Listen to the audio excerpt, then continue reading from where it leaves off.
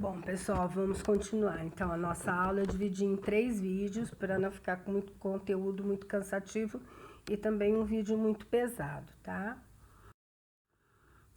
Sobre os mediadores químicos, eles sempre são substâncias que estão presentes no plasma ou são liberados por células especificamente durante a resposta inflamatória. Eles vão se ligar a receptores nas células-alvo, que são as células que formam a parede vascular, ou então na célula responsável para fazer a liberação de outra substância. Eles apresentam curta duração e são liberados enquanto é necessário. Por isso, o início da inflamação ele é sempre mais sintomático. Por quê? Porque ocorre uma liberação de mediador químico muito de uma vez só. À medida que o organismo vai conseguindo combater esse agente agressor, a liberação vai diminuindo e aí os sintomas vão regredindo. Aqui mostrando o fenômeno da vasodilatação, em que o vaso sanguíneo se dilata, abrindo espaços então que permitem que as células saiam de dentro do vaso e cheguem até o interstício, onde irão tentar combater o agente agressor. Os principais mediadores químicos, e principalmente na fase inicial da inflamação, são as aminas vasoativas, a histamina e a serotonina, são as duas substâncias mais importantes, e elas são liberadas pela ativação dos mastócitos, que liberam muita histamina, basófilos e também das plaquetas. A histamina, ela é liberada no tecido conjuntivo pelos mastócitos e é o principal mediador da fase imediata na inflamação aguda. Então, por isso que muitas vezes, por exemplo, a gente tem uma crise de rinite, é uma inflamação aguda, a gente toma um medicamento chamado antihistamínico. Para quê? Para reduzir os sintomas que ela provoca. A serotonina é outro mediador da classe das aminas e faz a mesma ação, só que é liberada em menor quantidade e vem das plaquetas.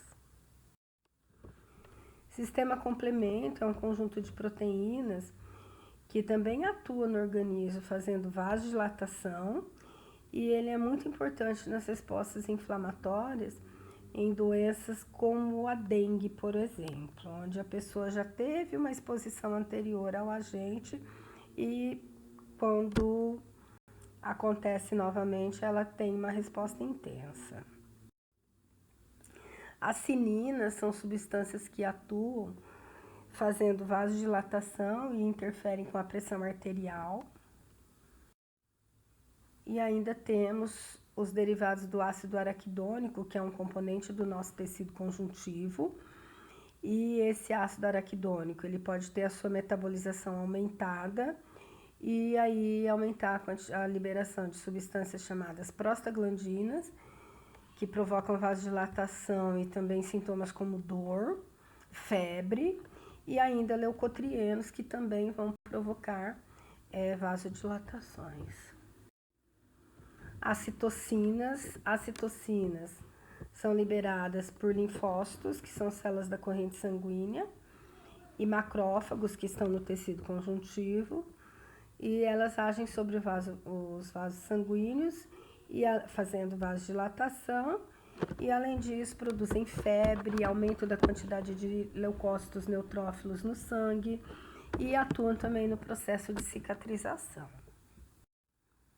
E assim, devido à ação dos fatores mediadores químicos, além da sintomatologia local, da dor, calor, rubor, edema e a perda da função, ainda se produzem efeitos sistêmicos, como a febre, a leucocitose, o aumento da quantidade de proteínas de fase aguda, proteína C reativa ou PCR, e outras reações sistêmicas como sonolência, hipotensão, desânimo, devido à dilatação excessiva dos vasos sanguíneos.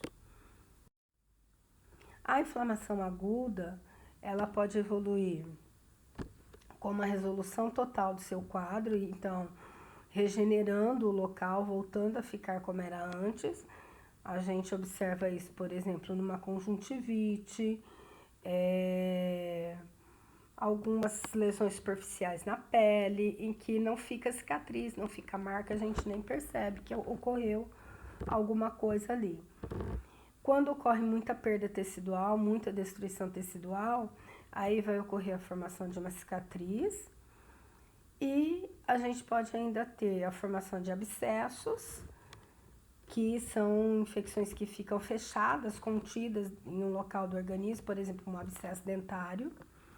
E a inflamação aguda, quando essa resposta inicial não consegue combater de maneira eficaz o agente agressor, aí a resposta ela se prolonga e vai sofrendo modificações celulares de manifestação local, e isso constitui a inflamação crônica.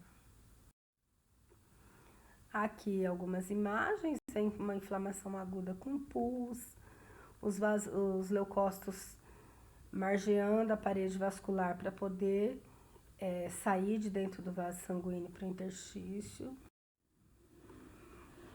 E a evolução para a inflamação crônica. A inflamação crônica, ela é uma inflamação de longa duração, podendo durar meses ou anos. Algumas podem até nunca se curar totalmente. E nessa resposta, nessa inflamação crônica, a gente tem sempre muita destruição tecidual e muitas tentativas de cura, o próprio organismo tentando cicatrizar aquele local. E ela pode surgir após uma inflamação aguda ou como resultado de repetidas inflamações agudas. Então, inflamações agudas, por exemplo, de garganta, artrite, que se repetem constantemente, podem se transformar em inflamações crônicas. Assim como respostas onde a intensidade da resposta do organismo é baixa, ou porque são bactérias que ficam dentro das nossas células e aí são difíceis de serem alcançadas pelas células de defesa, agentes tóxicos, químicos que se depositam nos tecidos e ainda nas doenças autoimunes, como artrite reumatoide, como lúpus e outras. Histologicamente, nós temos uma diferença em relação à inflamação aguda, que é com o tipo celular, que aqui nós temos macrófagos, linfócitos, plasmócitos, cicatrização. A principal célula da inflamação aguda, crônica, é o macrófago. Eles produzem substâncias que tanto podem destruir o tecido ou ainda serem úteis para fazer a remoção dos restos celulares e aí atuar para fazer a recuperação dessa região. Porque o macrófago, ele tanto vai fazer a fagocitose do agente agressor, como remover os restos de tecidos que foram destruídos.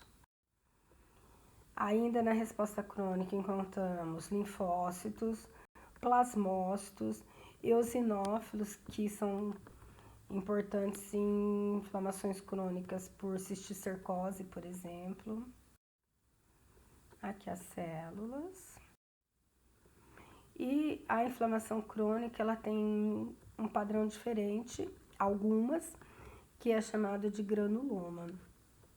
O granuloma, ele é uma estrutura que é mediada pelo sistema imune e que consegue conter a evolução da causa, tentando manter o agente agressor fechado em um determinado local. Então, um exemplo de doença granulomatosa, a tuberculose, a sífilis. No granuloma, a gente encontra as células normais da inflamação crônica, ainda encontramos algumas células de inflamação aguda, como o neutrófilo, e o tipo celular característico do granuloma é chamado de célula epitelioide ou célula de Langerhans. Um granuloma, então, ele é sempre formado por um centro necrótico e rodeado de macrófagos e células que são responsáveis por produção de anticorpos. Então, quando nós temos essa produção de anticorpos eficiente, a inflamação ela se propaga mais lentamente nessa pessoa.